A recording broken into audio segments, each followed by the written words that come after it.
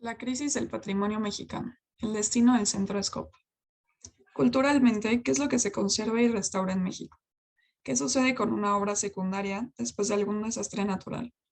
¿Qué es lo que sucede con el patrimonio de lo cotidiano, el discurso de una ciudad y de la comunidad que se identifica con él? El producto arquitectónico fundamentado en la memoria colectiva de una ciudad tiene que ver con el patrimonio de la misma. Es el discurso vivo de la ciudad, su memoria. Sin embargo, se puede ver comprometida por decisiones tomadas fuera de la misma comunidad en donde se encuentra. Definiendo el concepto de patrimonio cultural como el conjunto de bienes tangibles e intangibles que constituyen la herencia de un grupo humano, que, que refuerzan emocionalmente su sentido de comunidad por una idea propia y que son percibidos por el exterior como característicos. La presente investigación tiene como objetivo hacer una crítica hacia el Estado hegemónico que evita que las voces de estos personajes secundarios sean escuchadas, reflejando de esta manera la ciudadanía y voz del patrimonio, visto desde un ángulo político en México, así como dar a conocer las problemáticas de artistas e inmuebles menos reconocidos, junto con su conservación, resguardo y utilidad. El caso a tratar en el presente sobre el antiguo Centro de la Secretaría de Comunicaciones y Obras Públicas, SCOP. A través de él podemos observar cómo las redes de gobierno mexicano ignoran las obras secundarias en importancia con objetos de artistas de primera. Una obra secundaria definiéndose como colateral, con menos importancia, como respeto.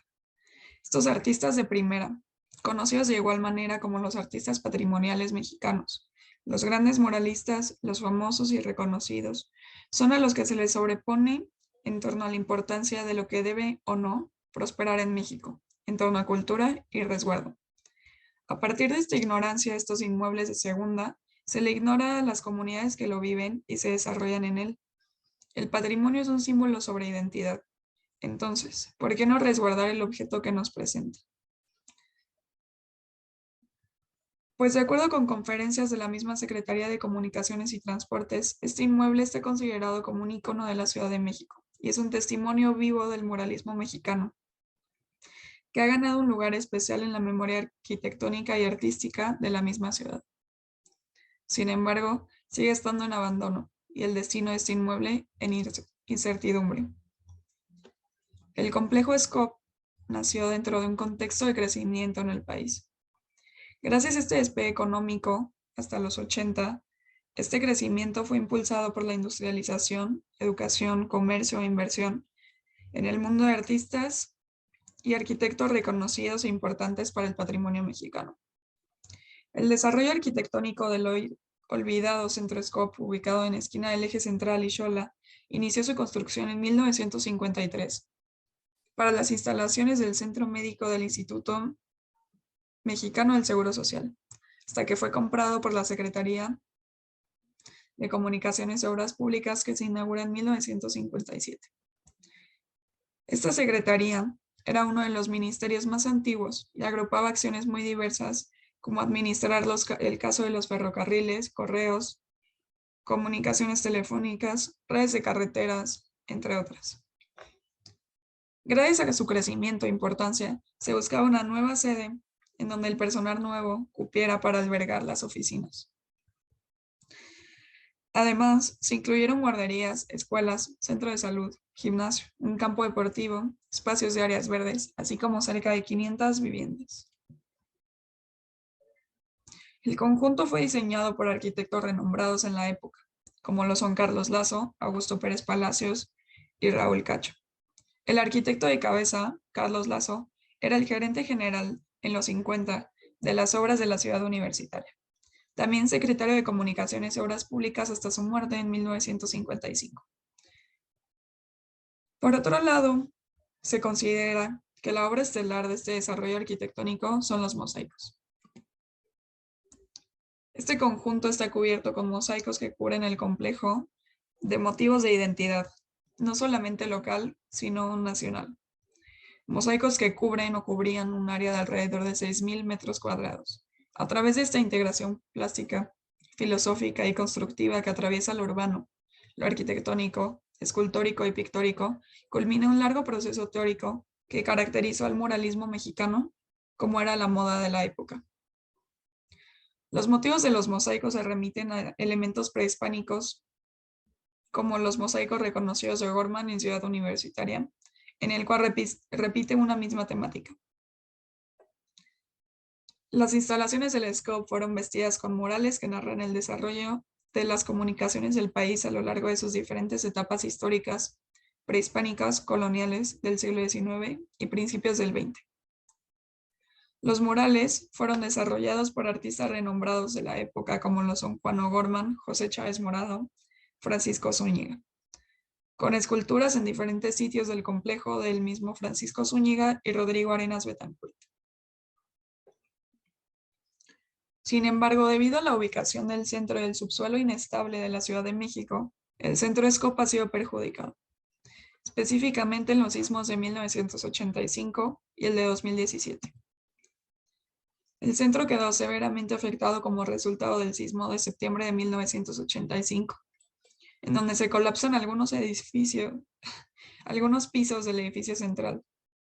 Para el 2017, ya con muchas fracturas a lo largo del edificio, con mosaicos de murales, algunos retirados y algunos desprendidos por los movimientos tectónicos y el abandono, el complejo SCOP se encontraba en problemas.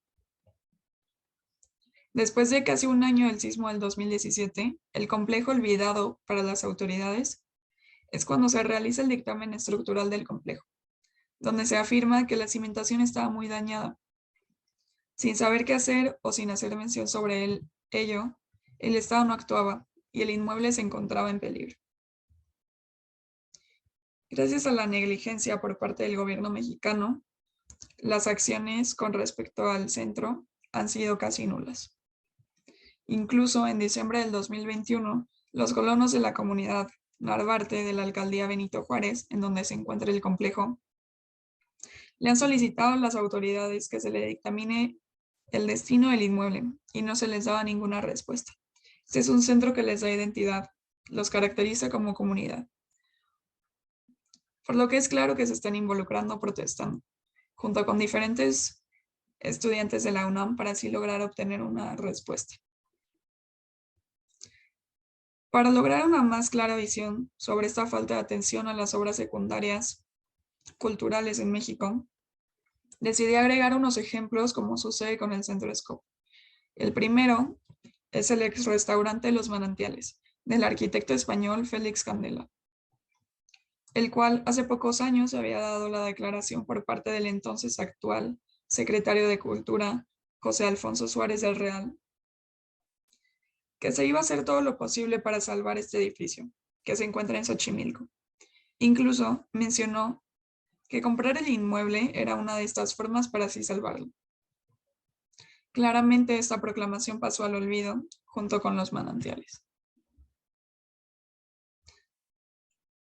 Otro de los ejemplos que hago mención en mi investigación es el ex casino de la Selva, ubicado en Cuernavaca, Morelos. Con este ejemplo pretendo ejemplificar la ignorancia de la sociedad primeramente, así como el inmueble que fue destruido.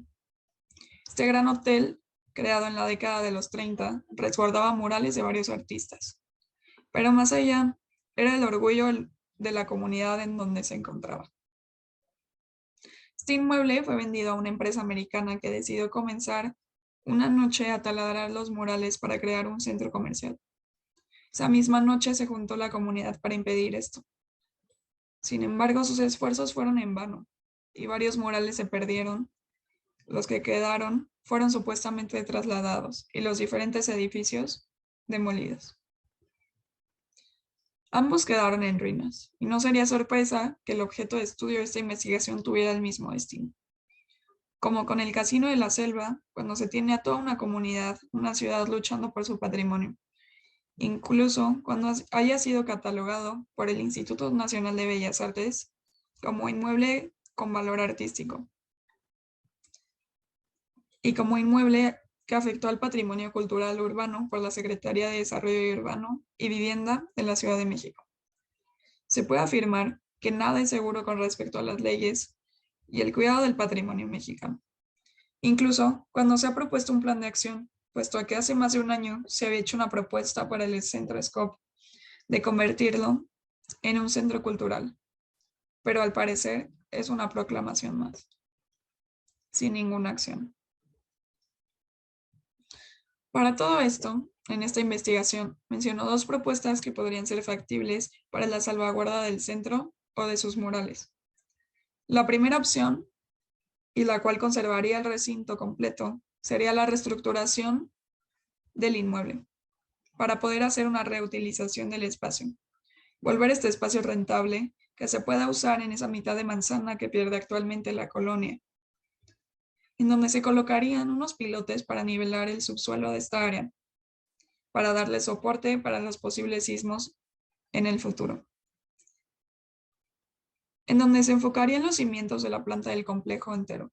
El ejemplo por excelencia de este tipo de reestructuración de cimentación es la Catedral Metropolitana. Esta forma de resguardo conservaría la ambición de la colonia de mantener el centro tal cual sin extraer sus murales. La segunda opción, más económica y factible, sería la reubicación de los murales. Estos murales, primeramente, deberían de ser catalogados y fichados por el Estado con sus dimensiones para poder ser reubicados y contabilizados. Sin embargo, como mencionan en Estéticas de la UNAM, la función de los murales sería distinta. Se les podría dar un nuevo uso tanto a los murales como al espacio del complejo. El movimiento de los murales es muy común y se lleva realizando cientos de años. Para ello, se encuentran diferentes técnicas de traslado para diferentes tipos de murales, como son los frescos o en este caso mosaicos. La dificultad que se presenta en el scope es el aglutinante que se empleó para los mosaicos, que es el concreto. Este con el tiempo, contacto con metales y reacciones químicas se vuelve frágil, además de sus grandes dimensiones. Por lo que desmontar los paneles demuestra una dificultad mayor en diferentes niveles. Sin embargo, estos paneles, gracias a su tamaño individual de 1 metro por 1 metro, los vuelve algo más accesibles que mover un muro completo de algunas toneladas, como se ha podido lograr excelentemente en diferentes ejemplos. Por lo tanto, se puede concluir que el patrimonio mexicano es un símbolo de identidad importante para los habitantes, pero sin duda un arma más para el gobierno para influenciar a la población de símbolos nacionalistas, pues lo que resulta irónico que el propio gobierno no sea el que lo proteja. Además, considero que a través de esta investigación se puede observar claramente la problemática del minoritario cuidado de lugares, monumentos, cosas que forman la identidad de la gente que se desenvuelve en ellos. El Centro Scope por ahora permanece a esta minoría artística, a este lugar secundario. Sin embargo, se afirma que el centro será demolido, quitando antes los murales para salvaguardarlos. Aunque aún no se conoce el cuándo ni el quién, estos supuestamente serán removidos y reutilizados. Ahora solo hay que esperar la respuesta de la colonia, que afirmaron a través de varias protestas que se demandaba la conservación del inmueble. Por lo tanto, el ex centro de la Secretaría de Comunicaciones y Obras Públicas, entre muchos otros ejemplos que encontramos, demuestran el abandono y negligencia que tiene el Estado mexicano ante obras menos señaladas, pero que no dejan de ser menos valiosas.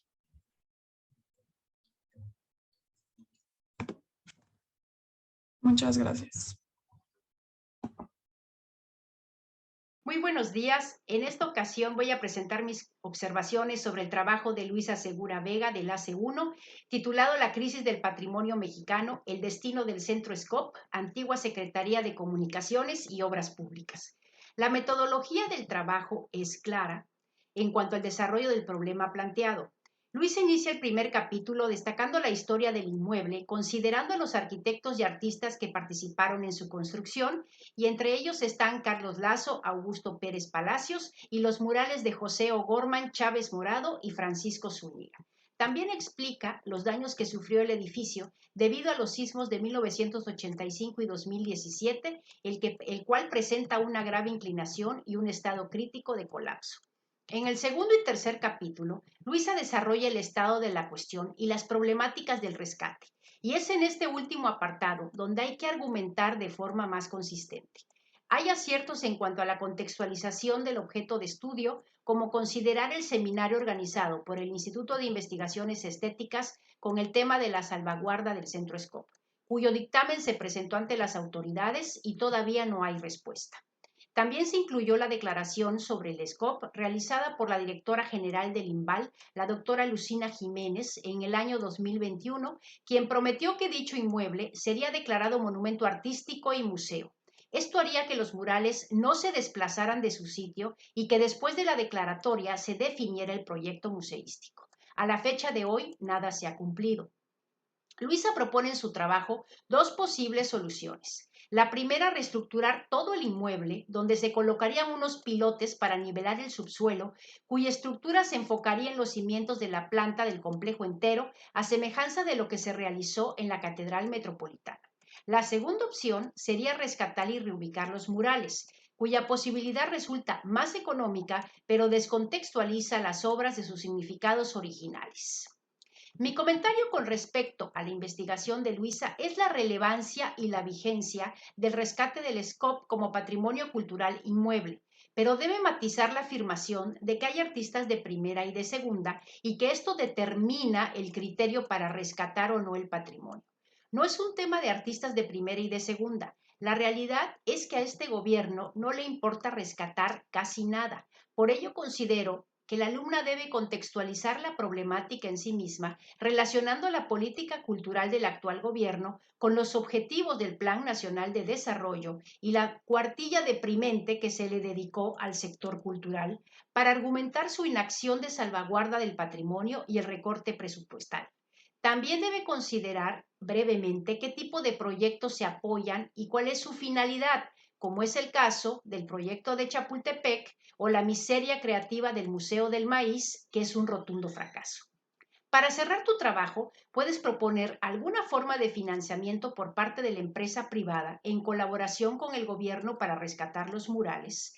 Y para ampliar el sentido crítico de tu objeto de estudio, debes revisar el libro Es la Reforma Cultural Presidente, 2018-2024, donde hay propuestas y reflexiones de políticas públicas y culturales por más de 40 autores de distintas disciplinas humanísticas para rescatar y financiar la cultura en el país. Son especialistas afines y no afines al gobierno de la Cuarta Transformación. Felicidades, Luisa, y gracias por permitirme leer tu trabajo. ¡Ánimo!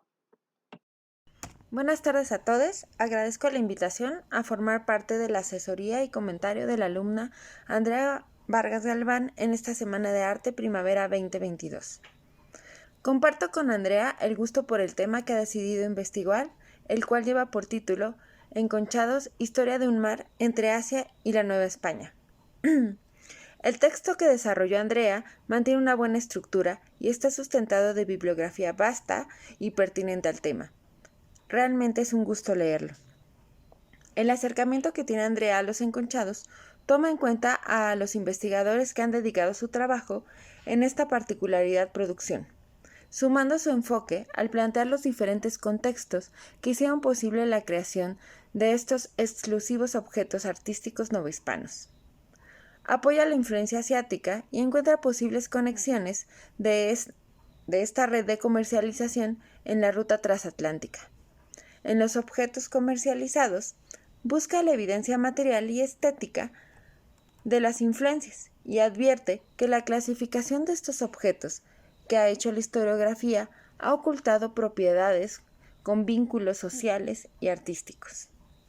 Como bien lo menciona Andrea, aunque el universo de los enconchados se restringe a un periodo específico y a talleres muy particulares, es contrastante la aplicación de materiales y técnicas a un universo vasto y heterogéneo. Como parte de los aspectos que pueden ser enriquecidos en el trabajo de Andrea, es entender a esta producción artística sin generalizar la técnica en los ejemplares conservados. Es decir, seguir su propia propuesta al definirlos como una producción dinámica y compleja. Para ello, les recomiendo observar de forma interdisciplinaria estos objetos y reconocer directamente las técnicas que los constituyen, desmenuzando las particularidades semejanzas y diferencias en la técnica. Como primer paso, habrá que profundizar en un caso de estudio. Las preguntas y respuestas de la investigación que plantea Andrea son genuinas. En esta parte, podría sugerirle hacer diferenciar su voz como autora con mayor claridad, diferenciando la de los autores que utiliza como referentes. Hacer notar en el texto qué apoya de ellos y que su aportación construirá un texto más contundente. Quiero cerrar este comentario con lo que me ha parecido de gran aportación al estudio de los enconchados, y es la visión